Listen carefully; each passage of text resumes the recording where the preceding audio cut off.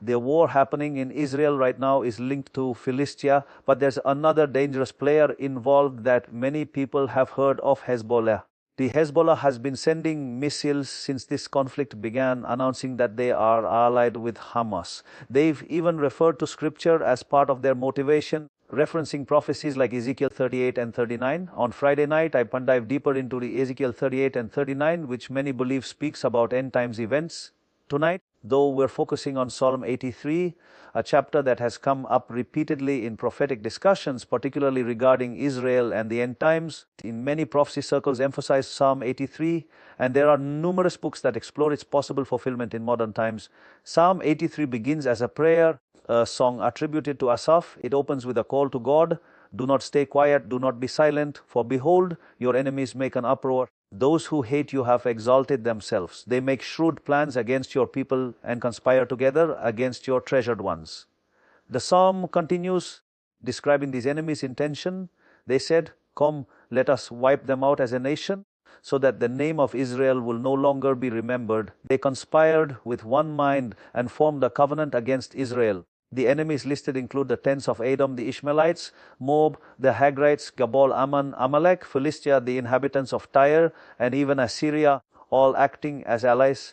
The psalm concludes with a prayer for God's justice and protection, asking that these enemies be made as chaff before the wind, burned like a forest fire, and humiliated forever, so that they will recognize that the Lord is the Most High. On the surface, the Psalm 83 is about Israel's enemies conspiring against it, but it carries deeper spiritual meaning. Those who oppose Israel are often seen in the Bible as opposing God Himself. Israel is God's chosen nation, and anyone acting against it is indirectly acting against God's purposes.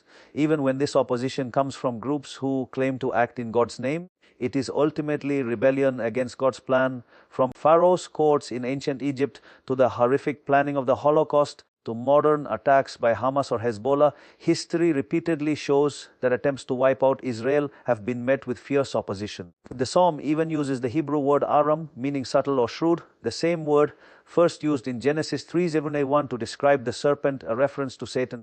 This connection suggests that the enemies of Israel are aligned with the spiritual enemy of God's people. The psalm speaks of shrewd plans to destroy Israel, a tragic theme repeated throughout history. Various empires and leaders, from Babylon and Rome to Hitler and Arafat, have tried to erase Israel and its people. Hamas and Hezbollah today continue this pattern. Psalm 83 can be understood as a template for the kinds of opposition Israel faces. While it may not describe a single event, it paints a picture of persistent threats against Israel across time. Looking at the enemies listed in the psalm, we can try to identify them geographically in today's world. Phoenicia, which included Tyre, is now modern-day Lebanon. Aram or Damascus corresponds to Syria. Assyria included areas that are now parts of Iraq and Syria. The ancient kingdoms of Ammon, Moab, and Edom are largely within modern Jordan. Philistia corresponds to the Gaza Strip, and the Ishmaelites could be linked to tribes in modern Saudi Arabia. Amalekites and Hagrites are more difficult to trace, but they likely inhabited areas in the Arabian Peninsula and the Sinai region.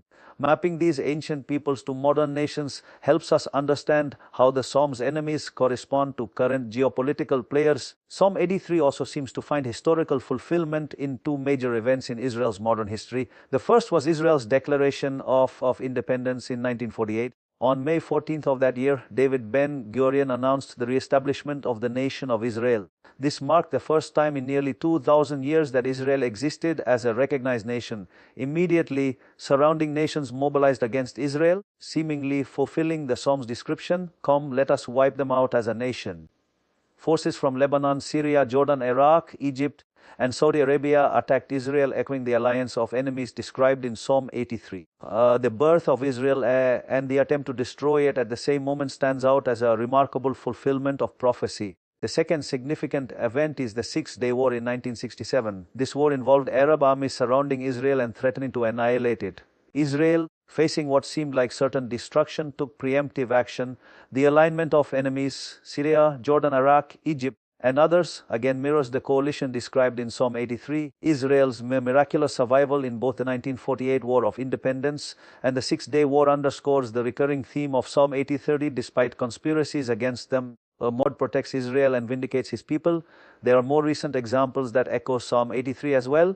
In 2006, during the Israel-Hezbollah war in Lebanon, a 1,000-year-old Psalms book was discovered, open to Psalm 83, right in the midst of the conflict. While it's a remarkable coincidence, it reinforces the Psalm's enduring relevance. The enemies of Israel continue to rise, but God's protection remains constant.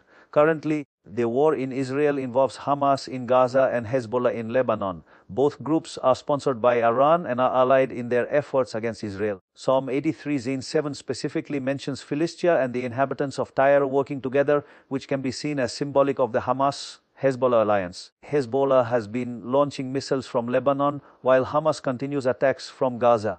The coordination of these groups mirrors the Psalm's description of enemies uniting with one mind against Israel. Beyond geopolitical significance, Psalm 83 also carries spiritual lessons for individuals. It reminds us that being chosen by God does not exempt us from challenges.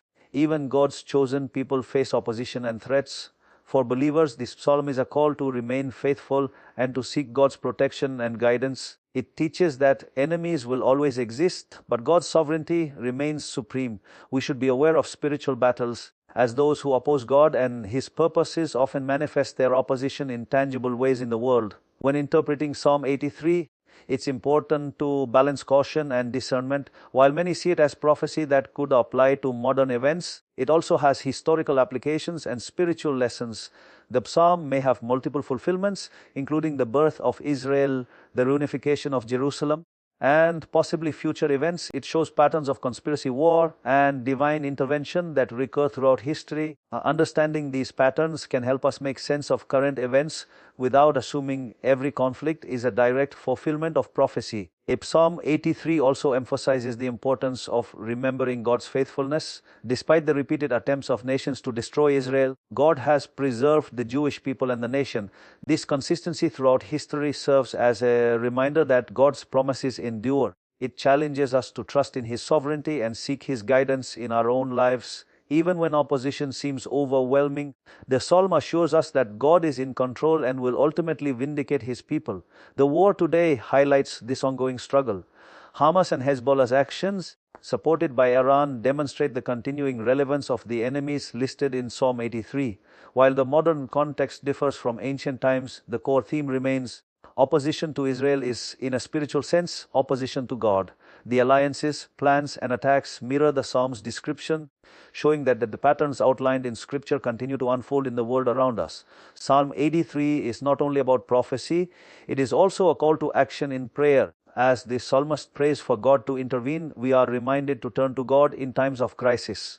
Whether for Israel, for our communities, or for personal struggles, the psalm encourages us to seek divine protection and guidance. It's a reminder that while humans may conspire and plot, God's power is supreme and His justice will prevail. Finally, the psalm challenges us to understand the nature of being chosen. Being God's chosen people does not mean life will be easy.